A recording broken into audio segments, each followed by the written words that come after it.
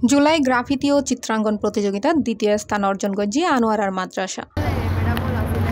সম্প্রতি গণঅভ্যুত্থানের বর্ষপূর্তি উপলক্ষে মাধ্যমিক ও উচ্চ মাধ্যমিক স্তরের শিক্ষার্থীদের অংশগ্রহণে চট্টগ্রামত 24 রঙে গ্রাফিতি ও চিত্রাঙ্কন প্রতিযোগিতাত বক্তিয়ারপাড়া চারপির আউলিয়া রহমতুল্লাহি ফাজিল ডিগ্রি মাদ্রাসা শিক্ষার্থীলে দ্বিতীয় স্থান অর্জন করেছে। এই সম্পর্কে মাদ্রাসার অধ্যক্ষ কাজী আব্দুল হান্নান হয় 30 জুলাই চট্টগ্রাম বিভাগের সমস্ত সিনিয়র মাদ্রাসা এবং সমস্ত কলেজের সাথে প্রতিযোগিতায় পত্র মাদ্রাসাটির বিভাগীয় পর্যায়ে দ্বিতীয় স্থান অধিকার করে জাতীয় পর্যায়ে অংশগ্রহণ করেছে।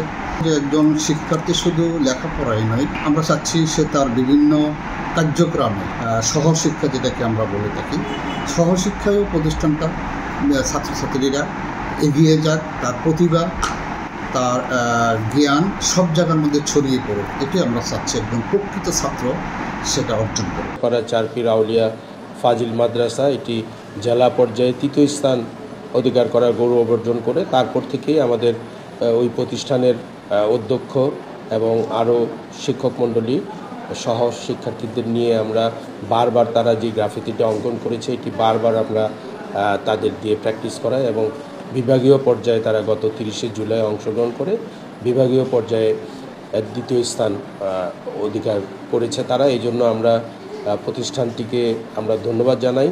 চট্টগ্রাম অঞ্চলত কলেজ পর্যায়ে 193 নম্বর পাই, দ্বিতীয় স্থান পাই এই মাদ্রাসা। এক বিজয়ী শিক্ষার্থী হয় জিততে আর মাদ্রাসাল্লাই আরাল্লাই বহুত বড় গর্বর বিষয়, আরাল্লাই বহুত বড় অর্জন। আর জুলাই গণঅভ্যুত্থান 2024 সালত যা যা এই ডিটেলস ছোট ছোট ডিটেলস তুলে ধরিবার চেষ্টা করি।